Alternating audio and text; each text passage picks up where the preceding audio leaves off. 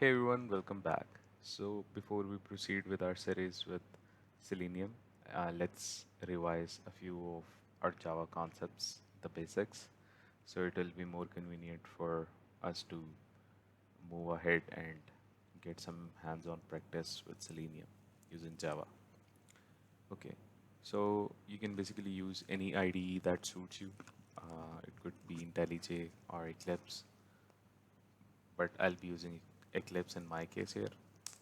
So let's just simply try opening it. Let's launch the workspace. It will launch the workspace where I already have a few projects created. Let's create a new one. To create a new project, you just simply have to click here on the Java project, create on next, name your project something, and simply click on finish button. So you can see it has created a Java project named Java practice here. And in the src file, let's create a class. Let's create a package first. A package is nothing but a group of relevant classes. It is basically empty by default, and we add relevant classes in it. So let's name it Java practice package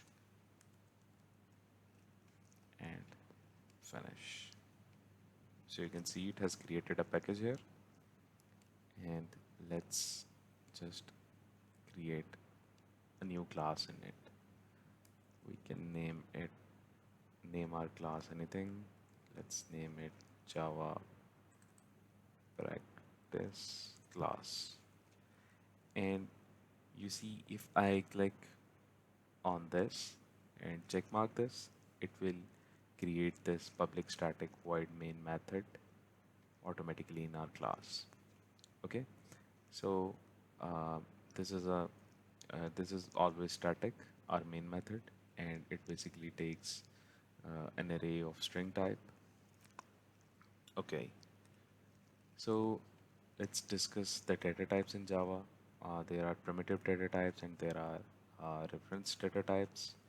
The example of reference data types is string, and the example of primitive data types is int, float, double, float, double, and other than that we have Boolean type. Okay, so let's see how we can initialize a variable in Java. You just of int type, let's say. So you just have to type int, give your variable name here, and that's how you basically create a variable of int type in Java. We can also assign it some value here. Let's say it's of integer type, so we are assigning an integer value to our variable. Okay, so now this is basically a class level variable, you can see here. And let's say we want to print its value in our main method.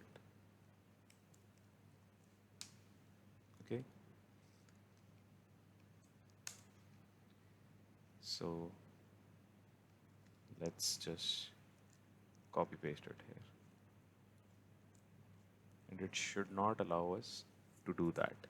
Why? Because basically the variable is of non-static type and it will not allow us to make a static reference to the non-static field, which is this variable. Okay, so Java basically does not allocate any memory initially to the classes unless there is an instance created for them. And how we can create an instance is basically using a new keyword. Let's see how we can do that. Is to do that, type the class name and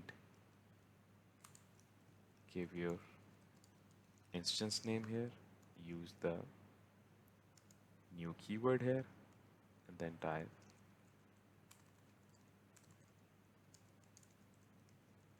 this. With that, we are able to create an instance for this class here. Okay, so let's um, try accessing this variable using this instance, since this is a class level variable. Okay, so uh,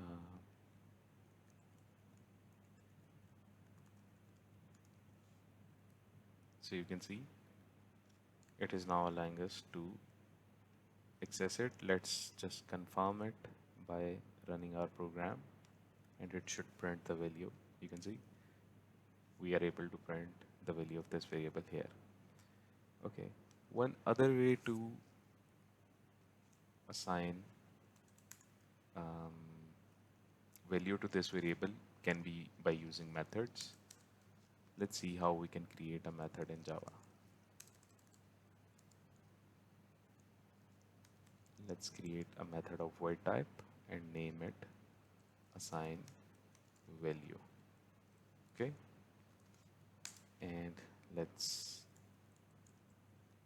write our variable name here, and let's assign it value 100 here. Okay, now let's try to run our program and see if we can print the value here. You can see it's not able to print this value on our console. Why is it not able to do that is because we are not calling our method which is assigning this value to our variable anywhere in our main method. Now let's simply try assigning calling our method in which we are assigning the value to our variable.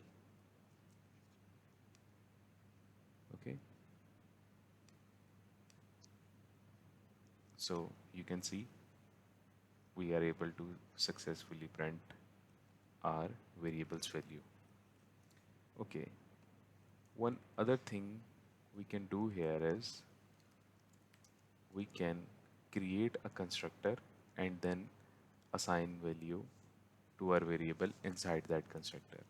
To create a constructor, you basically write public keyword and then exactly the name of your class. So what happens is whenever an instance of this class is created and of the relevant class is created, the constructor gets executed. So let's assign it value 50 here. And now let's try to run our program. You can see it is still printing the value 100, and it is because before we print our value, we are calling this method in which we are assigning this value 100 to our variable. Okay, so now hopefully it should print 50, which is the value inside our constructor.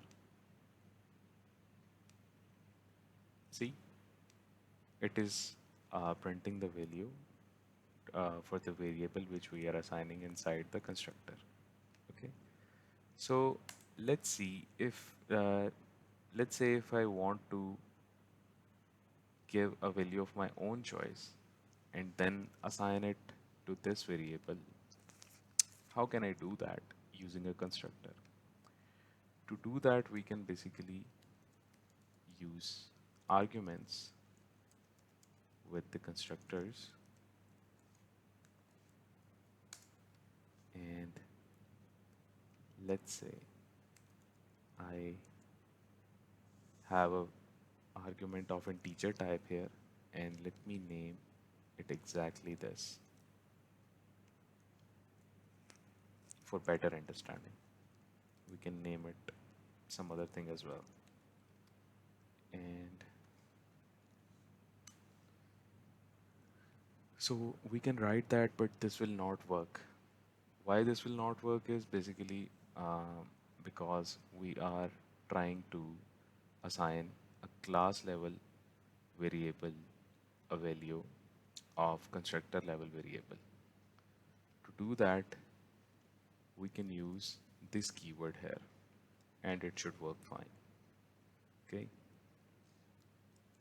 So now let's try to run it, and it should exactly print the value of this constructor because we are not passing any value to this constructor here. How can we do that? We can just simply come here where we are creating the instance of this class and pass a value here. So I have passed the value 50,000 here. Let's just simply try to run it, and you can see that we are successfully able to print the value that we gave as an argument here in this constructor.